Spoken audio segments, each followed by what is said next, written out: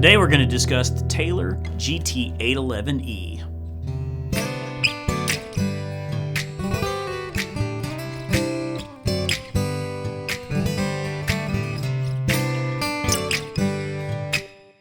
Hey, James G here with Tarpley Music in Fort Worth, Texas. You can find us at tarpleymusic.com. Please subscribe to the channel below if you have not done already. So Taylor's GT811e. The GT stands for Grand Theater. So the biggest body that Taylor has is the Grand Orchestra. So they took the Grand Orchestra and shrunk it down basically to the Grand Theater. So smaller guitar, big, huge sound. So this is a 24 and an 8th scale with 20 frets. It is Indian rosewood, back and sides. It's absolutely beautiful. One of the best woods there is. Sitka spruce top, ebony fretboard, ebony bridge, and of course the neck is actually a satin finish, so you're not going to feel all sticky and weird behind there. And then of course it has the expression system 2 in it. So the expression system is a 3-knob system here. It actually has 3 sensors that are behind the saddle. Underneath the saddle was such a big thing for a long time. But this really makes sense because you get 3 different sensors in the body of the guitar for a really natural, woody kind of a sound.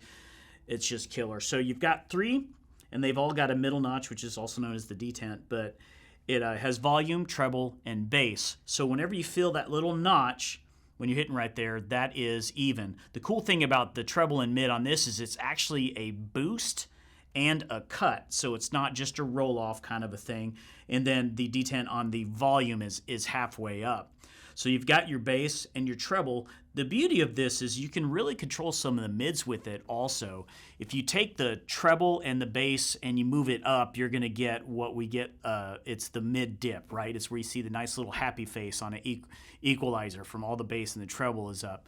Well, if you actually take bass and treble down on this guitar and boost the volume, you'll get a mid boost. So you do have some control over the mids also. So this is just a gorgeous sounding guitar, plugged in, not plugged in. Rosewood, Sitka spruce is such a wonderful marriage of woods. There's a reason it's used a lot on high-end guitars.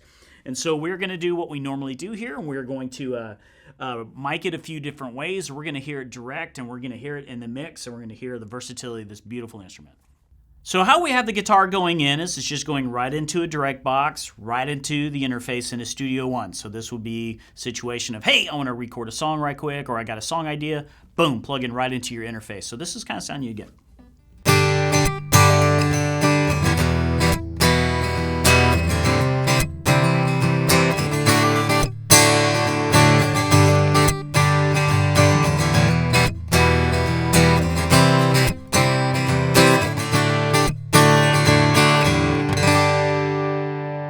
Then you get your Grammy. Simple. So now we're miking with a Sennheiser E906, which is a dynamic mic. Now, dynamic mics are good for recording acoustic guitars if you're going to be really rhythmic and really punchy and percussive. The condensers tend to have more of a dynamic range of highs and lows, which we'll hear in a second. But this is for a really good dynamic mic. If that's what you got, you can still get a good guitar sound. So here it is.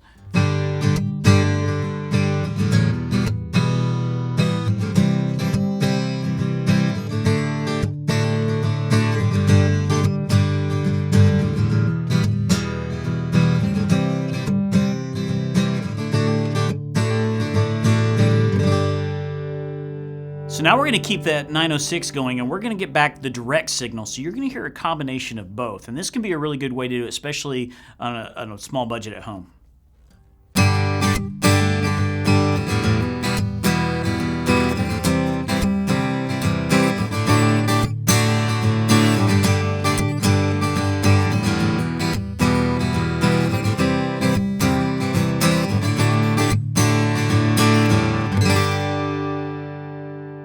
So now we're using a good large diaphragm condenser mic. This is the AKG C214, just a cardioid pattern. Now like I said, we're just doing a simple kind of aiming at the 12th fret kind of a miking.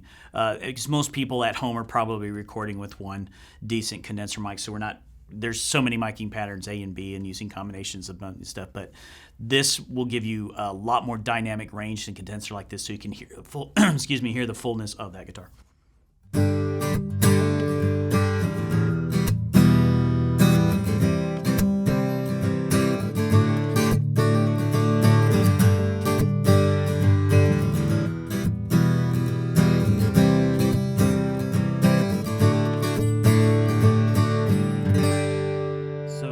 before, we're going to add the direct signal back in there. So now you're going to hear that overall sound with a little bit more punchiness from the direct signal.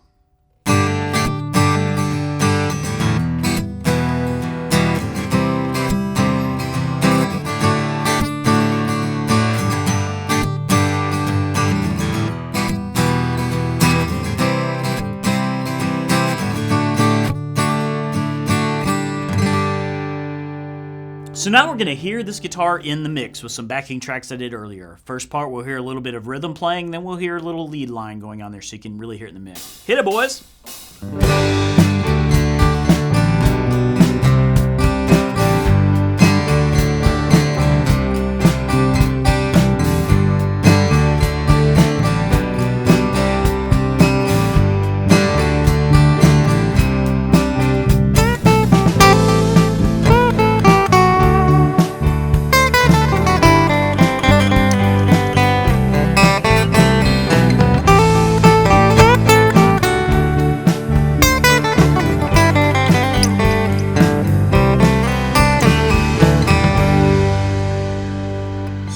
Taylor GT811e, like I said, GT for Grand Theater, and man, it sounds much bigger than the guitar really is. I've said this before, I love the minis. We've got even a mini back here and then one of the acoustic basses that they do. They just get such a huge sound out of a small instrument that's really, really fun to play. I can't get enough of it. And so basically, this is one of their flagships.